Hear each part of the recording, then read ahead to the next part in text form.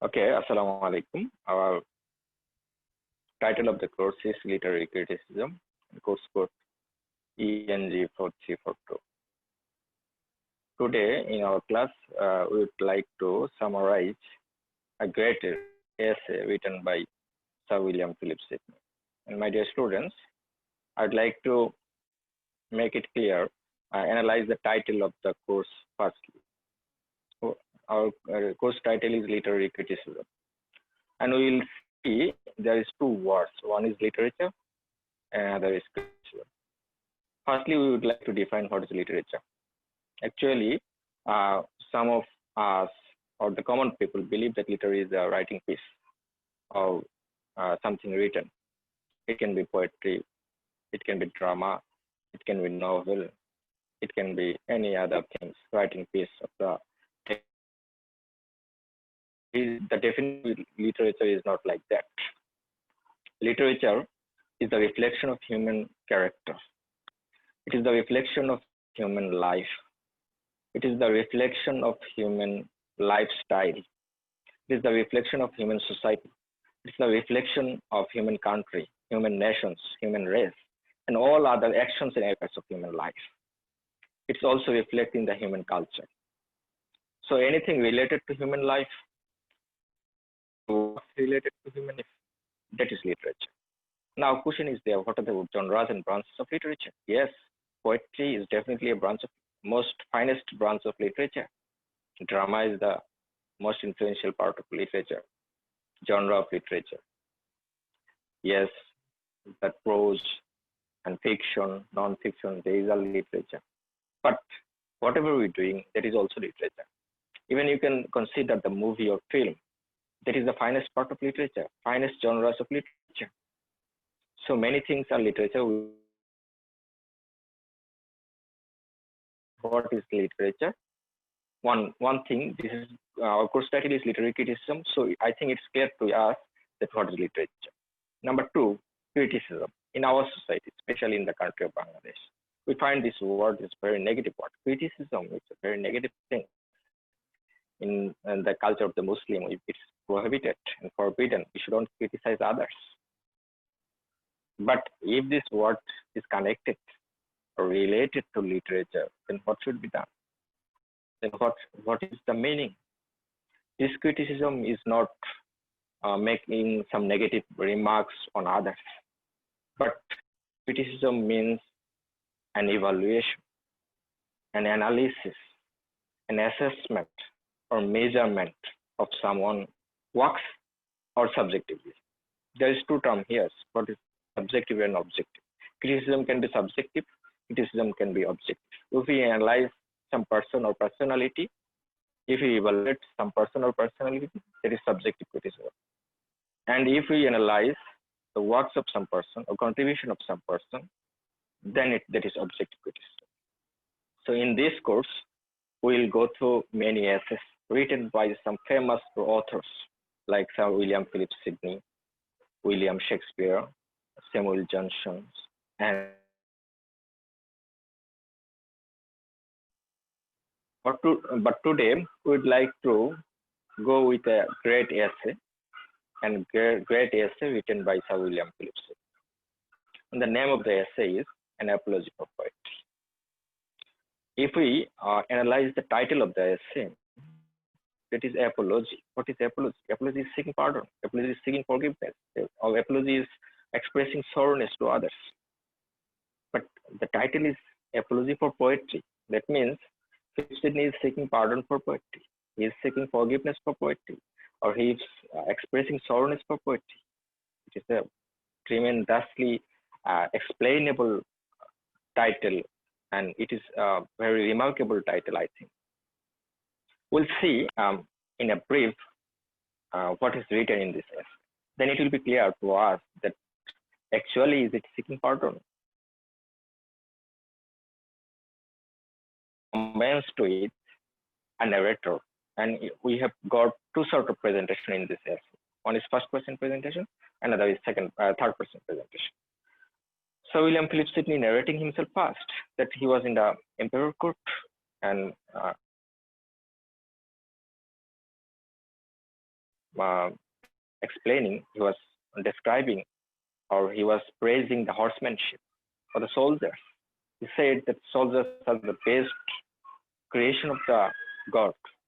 Then he said the horse is the best creation.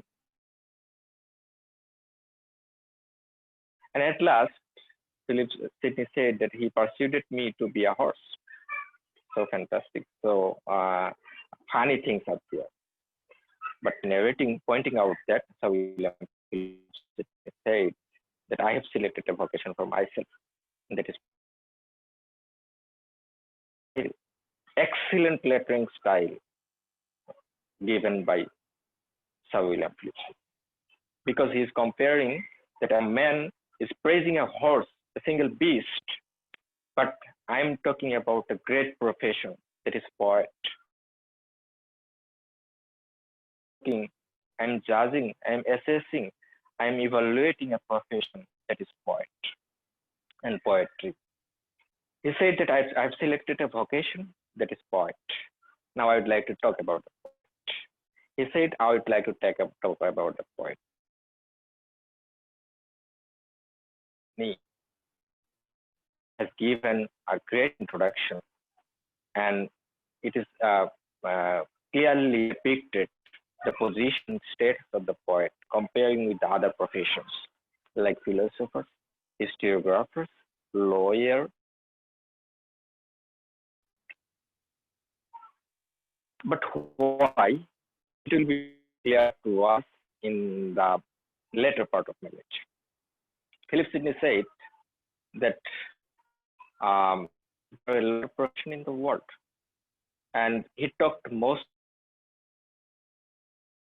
and the historiographers. He said that philosophers are giving theory, they are giving notions to humankind, but their theories are abstract. In some cases, their theories are obscure. It is very much tough and difficult to understand. And he talked about the historiographers. He mentioned the name of the father of the history. And he said they are working with the events or the events that is already done. But what poets are doing is comparing the profession of poet with philosophers, is comparing the profession of poet with the historiographers and all other professions. And he tried his level best to prove it that the profession of poet is the utmost hate, is in the utmost hate. That means the best and finest profession in the world, poet. But how can it be possible? In this essay, he defined poetry. He said, poetry is an art of imitation. Poetry is an art of imitation. Some metaphorical presentation. It is a speaking picture. And at last, he said that what is the purpose of writing a poetry? And that is to teach and delight. That means in each and every poetry, there should have teaching, there should have learning, there should have some guidance and messages, and there should have pleasure and delight. So Sir Philip Sidney said that philosophers' theory are vulgar, the philosophers' theory are obscure to understand. But if you go through a poetry, firstly, you will be delighted, you will get pleasure. And if you go through poetry, then you will get some lessons, the virtual lessons or moral lessons or many things else. But on the other hand, philosophers, they are giving the theory that is not practical, that is impractical, that should not be applied, that cannot be applied in our practical life. And even historiographers, they are in favor of power. He said they make some lies. They're based on old events, and they are favoring the power, and they are biased. For that reason, people are not getting the true sense of the events, true sense of the meaning. But what poets are doing? Poets are doing many things. And now I would like to discuss what is the purpose of writing of this essay, an apology for poetry. That is, actually, this is not an apology. This is a defense, a great defense of poetry. But why the defense is necessary? Why the defense is required? Why the defense is essential? Because there is a great burden, there is a great charges, there are some great allegations against poet and poetry. And these allegations are made by Stephen Grosson and some other critics. And there are four important allegations against the poet and poetry. Number one, the allegation number one is poetry is a waste of time. It explains that a lot of genres of knowledge, you can invest your time in learning science, in learning technology. You can be doctor or engineer or anything, scientist or anything else, but you shouldn't be poetry, analyzing poetry, evaluating poetry, or learning poetry. That is nothing but the waste of time. In allegation number two, that poetry is the mother of lies. A lot of false poetry based on falsehood. A lot of imaginations are there. For that reason, it contains falsehood and lies. Number three, allegation number three is poetry abused manhood. It just contaminated the human conscience. It contaminated with the pestilent desires, and it makes men vagabond. It makes men reluctant. So it's a very, very unacceptable matter that we shouldn't go with the poet. And last and chiefly, what is the critic said that the chief allegations. Actually, that is not the allegations. That is the reference. The reference, they have taken the reference from the most reverend philosopher, most influential philosopher, Mr. Plato. You know, the first educational institution was set up in the world by Mr. Socrates. And Socrates was the most popular philosopher in the world. And his student, Mr. Plato, and Plato's student is Aristotle.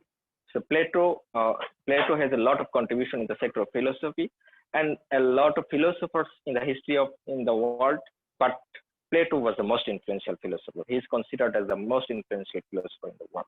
And he said, the critics said, they took it as a reference that Plato banished the poet from his ideal commonwealth. So a great philosopher banished the poet from his ideal commonwealth. It's a great thing. For that reason, they found it that Plato, since Plato banished them from his ideal commonwealth, for that reason, it's a great charge of imputations against poet and poets. Now we would like to see that how Mr. Philip Sidney replied these allegations, these great charges, or this great burden upon the poet and poetry, the art of poetry.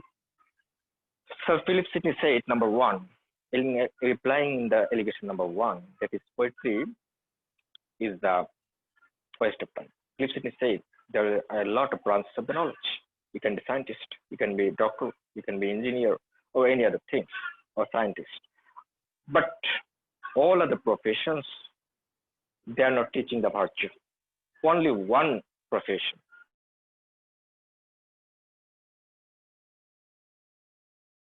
and giving you lesson and upright your morality. For that reason, Sir William Philip Sidney uttered a great words that is good is not good because better is better. Actually, Philip Sidney wanted to mean it that good is average. All other sectors of knowledge, it can be medical science, it can be engineering or technology or anything else, that is average. But only the poetry that is better because it teaches you virtuality. It teaches you morality. It teaches you the meaning of life. That is why he said that good is not good because better is better. In replying number one allegation that poetry is a waste of time, Philip Sidney said that if you invest your time in learning poetry, in writing poetry, or in evaluating poetry, that is the best investment. Number two allegation is poetry is the mother of lies. Poetry, Philip Sidney confessed it. Yes, there are a lot of falsehood and lies in the poetry, but he answered it metaphorically. He compared the other professions like historiographer or grammarian or physician, doctors or astronomer. They are talking, and the physicians are talking about the human body, but sometimes they say this is good for health. But after some years or decades, they say that this is very bad for health. after another profession is Philip Sidney said astronomer. They are measuring the height of stars. Yeah, in our closest star is sun. He said that the size of the star, size of the sun is 13 lakhs bigger than the world Earth. But is it actually true? If it is false, that is a great false. And lastly, he said the historian makes falsehood, the physician makes falsehood, the lawyer makes falsehood. Each and every other profession makes falsehood, and these falsehoods are very much harmful to human race, human society. But only one profession, only one art of knowledge, only one genre of knowledge, that is poetry, that is not harmful to human. Because we are not taking the poetry seriously. We are reading the poetry, analyzing the poetry, evaluating the poetry for pleasure, number one. And we get some lessons also, teaching also. So the poetry, falsehood of the poetry is not harmful to human being. That is why the falsehood of the poetry is acceptable. Though the falsehood of history, the falsehood of physicians, the falsehood of lawyers, it may be in the mostly it is harmful to human being. And number three, allegations number three, poetry abuse man's weight. Makes men effeminate. Effeminate means women. It makes the male sex to women. That means inactive to deactivated, function to non-function. He said that poetry makes men sweet. We know there are some poetry that is very much vulgar, that is very much lustful, and that makes men very much lustful, very much corrupt thinking out there.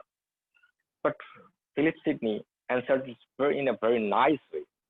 That is, in our literature, in Bangla literature, we find some writers like Taslim Nasrin or Humayun Azad. They have written some poetry. This is very much vulgar, unacceptable. Actually, it's correct. But Philip Sidney said that no, poetry is not corrupting, or it is not making men sweet. It is not infecting men's wit. Rather, there are some writers, there are a group of poets. Their wits are abusing the art of poetry. The answer is totally opposite. The allegations is poetry is abusing men's wit. But Philip Sidney said the men's wit, the derailed men, some group of poets, they are actually not the poets. They are thinking, their wits are abusing the art of poetry. For that reason, this allegation is not acceptable, because in the poetry, a lot of poetry in the world that taught us virtuality, that taught us we should we should maintain the morality. We should go to the utmost height of the morality. We can learn it from the poetry. So it doesn't make abuse the man's wit. Rather, there are some particular person, particular specific group of the people who are writing poetry in a lustful and vulgar manner, and for that reason, their writings are corrupting the art of poetry. So their wits are abusing the poetry. And allegation number 4, that was the reference that is written by pointed out from Mr. Plato. I talked about him, that he was the most influential philosopher. And Sir William Philip Sidney said also that my burden is very great now because the name of the Plato is there. He said that Plato, in his Ideal Republic, there is an allegation, Stephen Crossan said that Plato banished, exiled the poet from his ideal commonwealth. And Philip Sidney said that I mostly respect. There are a lot of philosophers in the world, but to me, the most reverend philosopher was Mr. Plato. But if you analyze his writing, even his ideal commonwealth, writing of his ideal commonwealth, that is in the verse mode. He said that a lot of number of philosophers of the world, all the philosophers are not poets, but Mr. Plato himself was the most poetical. His writing was most poetical. So he has no right, since he himself was a poet, he has no right to banish the poet, number one. Number two, he analyzed the context of the Plato, or the time of the Plato. He analyzed the duration of the Plato. In his time, there were some poets for writing against the gods and goddesses. Their writings, in their writings, they are making people, making the young men activated to deactivate, and their writings have some vulgarity. For that reason, Plato said that they should be banished. It is not a generalized statement, though Stephen Gosson took it generalized, but it is not a generalized statement. He said that um, poets should be banished. He is not talking about the all poets. Plato is not talking about the all poets. He's talking about the poets of his time, those who are spreading the bad notions, bad theories, or wrong notions against the gods and goddesses. For that reason, Plato said so. So it is not a generalized statement. I think these reply are excellent reply of all the allegations that is raised upon the poet and poetry. Now I'd like to finish my lecture pointing out that when I was analyzing the title, that is it an apology for poetry? Is Philip Sidney seeking pardon for the poetry? Actually not. An apology is not apology. He is defending the art of poetry. He is defending the finest genre of knowledge, that is poetry. And he is very much successful to prove the profession of poet among all other, comparing all professions. And he proved it, the position of poet is in the utmost height. And in his writing, he also pointed out that in Greek mythology, poets are called vets. Vets means professor. Vet means who can make prophecy. That means they are prophet. And you know, among all other people, all professions of the people, the prophets are the most respectful, most respectable. So poets are most respectable. And he also made that the word poesy comes from a word that means to create or to make. He also mentioned it, the words of the God, the words of the Almighty Creator is in the first mode. So poetry is the words of the Creator. So we cannot compare other profession with the poets, by which he makes it clear about the position of the poet, status of the poet. So it's clear to us the status and position of the poet is in the utmost height comparing with other professions, especially with the philosophers and historiographers. And in the last paragraph of this essay, Plato said that if anybody want to live in the world, we should live in the love. And here love means poetry.